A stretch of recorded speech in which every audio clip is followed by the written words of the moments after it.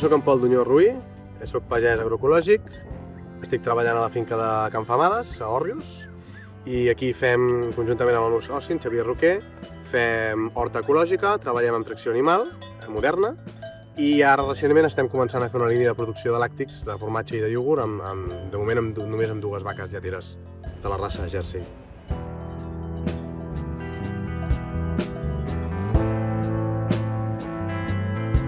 I són molt guapes. Estàs enamorat de les teves vaques, no? Sí, dels cavalls també.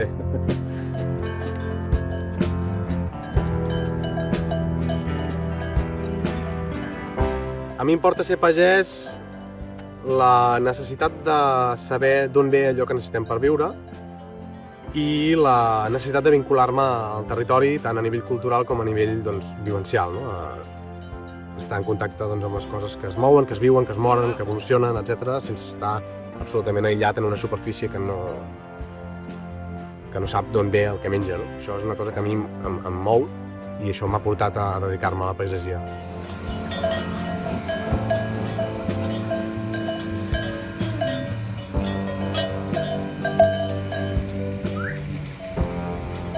Jo diria que la pagesia no es fa, sinó és o per vocació o per endeutament.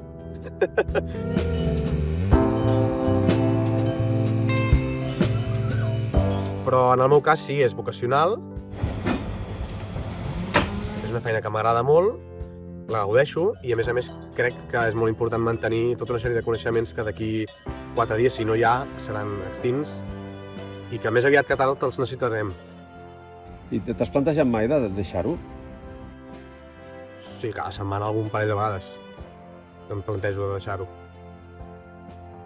Sí, clar que et planteges de deixar-ho moltes vegades. Passa que, clar, et planteges de deixar-ho per la pressió mercantil, per la qualitat del sou, pels maldecaps, per tota una sèrie de coses que no tenen relació directament amb la producció d'aliments o amb la gestió del territori, que són més aviat la comercialització, la burocràcia, els aspectes legals, les inversions, la conciliació familiar, en el terreny personal, la capacitat econòmica, no? Tot això. De moment ho aguantem, vull dir que hi anem fent i portem... Aviat farà 13 anys, em sembla. Vull dir que, bueno, ho anem fent.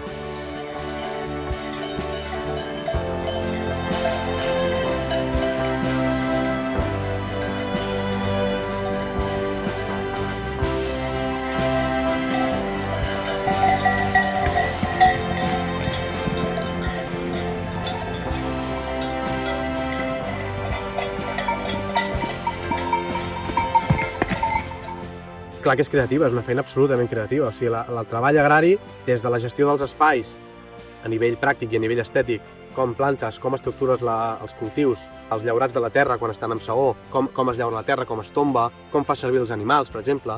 Amb els animals has de ser molt creatiu, perquè la comunicació amb els animals és una cosa creativa i emotiva, essencialment.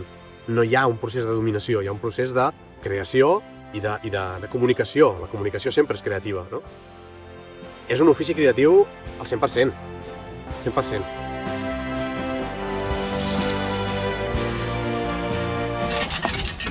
Bueno, avui toca una mica de treball aparell i el que fem avui és sembrar el que serà la pastura de les eugues a poc a poc. Amb aquest rascle hem escampat la llavor primer, després de llaurar, i amb aquest rascle el que fem és anar anivellant i tapant amb terra la llavor. A veure, nosaltres traiem el nostre sou, diguem, de la comercialització dels productes agraris. En aquest cas comercialitzem productes nostres i productes d'altres pagesos. Sempre els productes d'altres pagesos són amb el mateix criteri productiu, són de proximitat, són ecològics, i no només són ecològics, sinó que són ecològics dins d'un criteri de producció agroecològica. Llavors alternem la producció que nosaltres fem aquí a la finca amb el que podem comprar a altres pagesos i revendre als nostres clients. D'aquesta manera tenim una entrada de diners que ve de dos bandes diferents. L'objectiu d'això és proporcionar estabilitat a les estructures pageses locals i ecològiques. No, això hem fet unes fitxes molt clares, ja us ho passo i us ho mireu bé. Ja m'imagino, ja. No, però és molt guapo, això no havíem estat mai aquí. Clar, no havíeu vingut vosaltres? Molt guai. I quan començarem a Pues no trigarem. Jo crec que en un parell de setmanes igual ja tenim alguna cosa. Ser més gent que participa en això fa que realment baixarà molt el cost, saps? Però també hauríem d'afegir El cost d'enviament, sí. O anar-ho a recollir a Premià de Mar, que tenim un punt d'entrega. El teniu calculat, aquest cost? D'enviament, sí.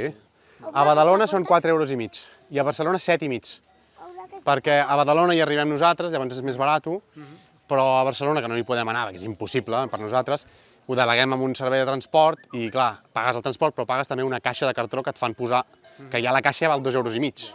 I encara que no hi arribem, si hi ha gent interessada en un altre lloc, sempre és parlar-nos, perquè igual hi ha 2 persones, hòstia, això no té sentit, però igual n'hi ha 10. Bueno, igual en 10 podem mirar de fer alguna línia de transport que vagi cap allà, jo què sé, saps? Vull dir que és més... Les coses s'han de provar. Que nosaltres ens centrem en l'alimentació, però està obert. Vull dir que si surt una idea que és viable i que pot compaginar-se amb les altres, per què no? La llet fresca té una caducitat molt immediata. Tot això s'ha de quadrar, o sigui, a part de produir-ho i de tenir la gent que ho vulgui, s'ha de fer quadrar dins d'una lògica estructural que ho aguanti, no? Llavors, bueno, són coses que s'han d'anar fent.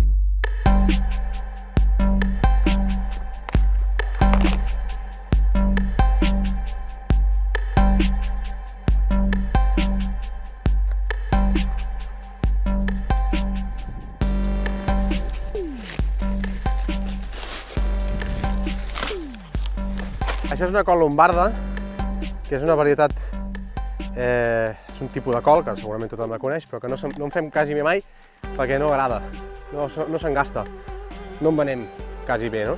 I és un producte meravellós, no se sap tractar. I per sort ara contem amb el suport d'un grup de consumidors que el que fan, que és una iniciativa que hem engegat fa cosa d'un any i mig, financien la producció d'una part de l'hort i es queden el producte que en deriva, no? Surti el que surti.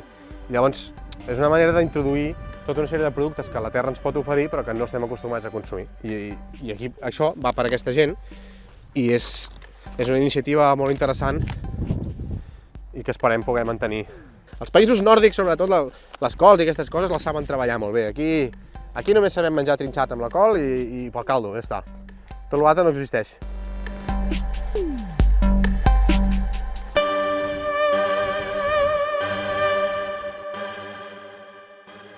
Home, i tant que se'n va al declivi a la societat. Passa que això no ho dic jo. Això no té res a veure amb la pagesia, això és un concepte general. Jo crec que no hi ha massa dubtes. Tard o d'hora haurà de passar alguna cosa que provoqui un viratge, no? Perquè tal com anem... Tinc un amic que diu que anem directes cap a la paret i ho sabem tots, el que passa que no sabem quan arribarà a la paret, no? Però que anem cap a la paret ho sabem.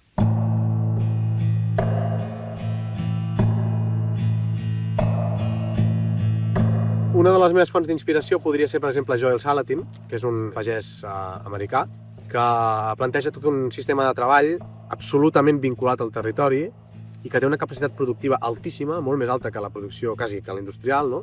Però amb una qualitat de treball, amb una qualitat de respecte per l'entorn i amb una qualitat pels animals i per les plantes que conviuen en aquest espai que és impressionant, no?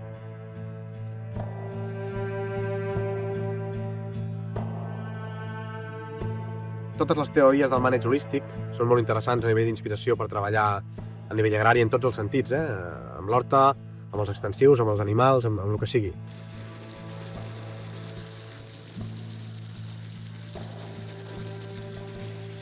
Hi ha la Jocelyn Porcher, francesa, també una persona molt interessant a nivell de discurs. Hi ha molta gent molt puntera i amb uns discursos molt elaborats i molt fidels, que són molt interessants i molt inspiradors.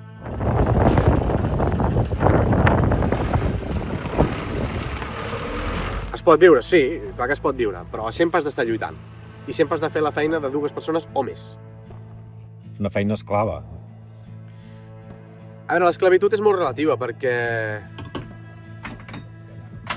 la pagesia té una vinculació permanent amb el territori que treballes.